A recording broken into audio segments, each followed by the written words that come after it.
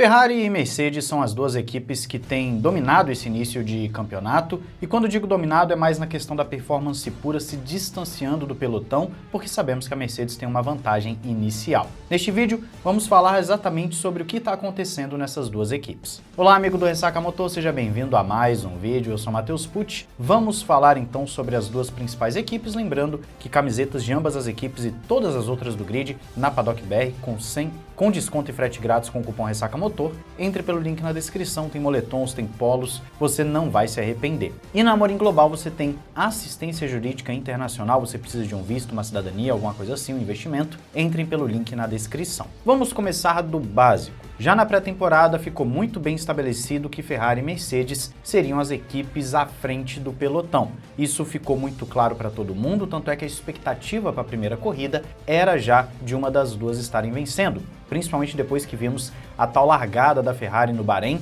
criando aquela expectativa de que, olha, pode ser que eles consigam deslanchar em relação aos seus rivais. Muito do que foi previsto ali na pré-temporada aconteceu na Austrália e na China. E nós tivemos então corridas em que essas duas equipes disputaram roda com roda, por mais que a Mercedes ainda tenha uma certa vantagem no médio e longo prazo, no início da corrida pelo menos a Ferrari consegue disputar mais ferrenhamente com os prateados. Uma corrida sprint, por exemplo, num circuito que talvez não seja tão fácil de ultrapassar ou em que a bateria não tenha um fator tão importante, pode acabar beneficiando essa largada da Ferrari, que muitas vezes vai já brigar pela liderança na primeira curva. Então tudo está indo um pouquinho de acordo com aquilo que a gente já projetava e já esperava quando olhamos para a pré-temporada e as duas primeiras provas do ano.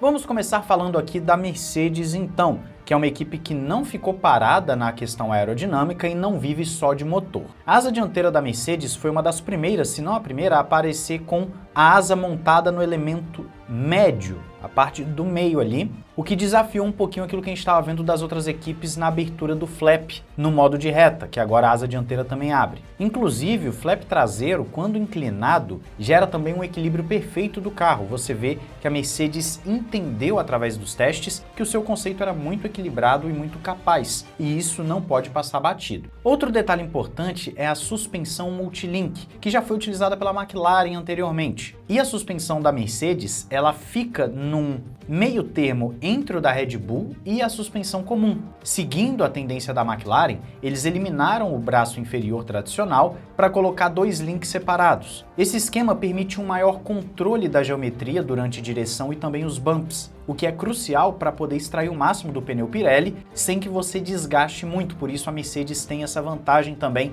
no médio e longo prazo. Além da bateria, do motor, que é um assunto que nós vamos entrar, você tem a capacidade de tratar os pneus e manter ainda assim uma alta capacidade de performance. Nós vimos algumas atualizações da Mercedes nesse início de ano, já foram em sidepod e assoalho, também conceitos de resfriamento, e tudo isso otimizando ainda mais essa aerodinâmica. O carro não é mirabolante no seu conceito, mas ele leva para um nível muito alto tudo aquilo que é, vamos dizer assim, já conhecido e básico. Fica difícil de você achar uma brecha nesse carro da Mercedes, porque ele é muito redondinho. Não é só o motor, o conceito do carro funciona.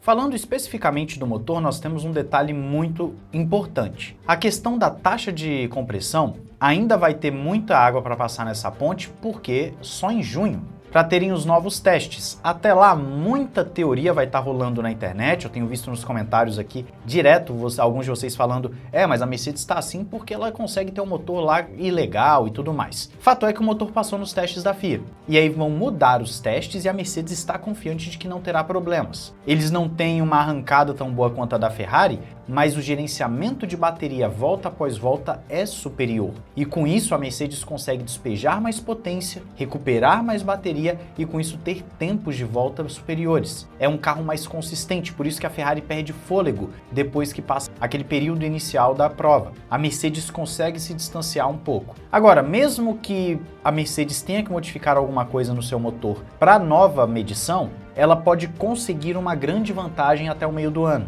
Algo parecido que a Brown GP fez na época, que conseguiu uma vantagem ampla logo no início do campeonato e aí no final só administrou para poder ganhar o título.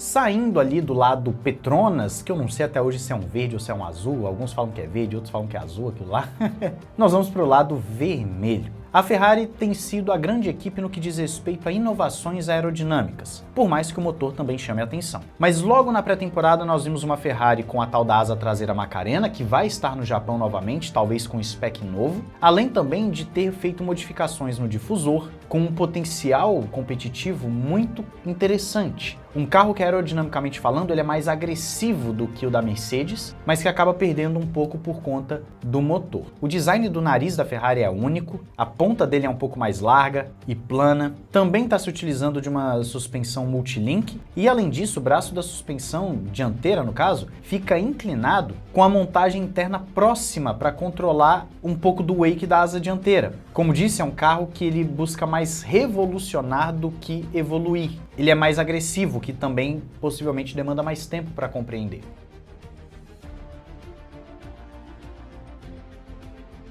Outro aspecto importante é a estratégia de turbo da Ferrari. Com um turbo menor, ela consegue ter arrancadas melhores, porém perde no que diz respeito à velocidade máxima e também a capacidade de bateria deles ainda não está no seu melhor. O déficit da Ferrari acaba sendo crucial aqui nas corridas. A Ferrari já planeja ter uma atualização de motor ali para o Grande Prêmio da Bélgica, em que esperam tirar esse déficit que tem para a Mercedes, mas é claro que a Mercedes não está parada e também vai estar levando algum tipo de atualização. Mas é importante entender que a Ferrari sabe onde está o seu ponto fraco, porque o carro por si só funciona muito bem. Se ela conseguir resolver o problema do motor, existe uma grande chance de conseguir brigar ferrenhamente com a Mercedes.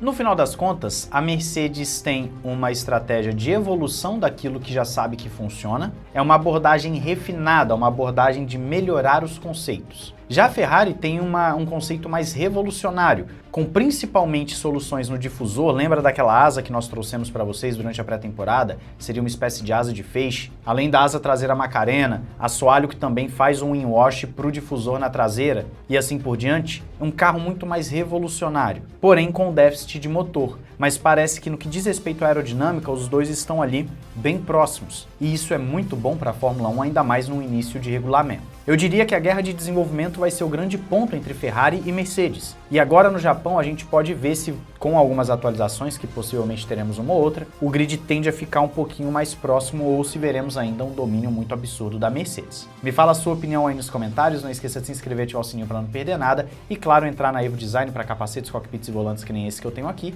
cupom RESSACA, além também de você entrar na Instant Gaming para os melhores jogos gift cards. Fórmula 1 25 está em promoção, Resident Evil está em promoção, entrem pelo link aí embaixo. Um grande abraço, valeu e falou!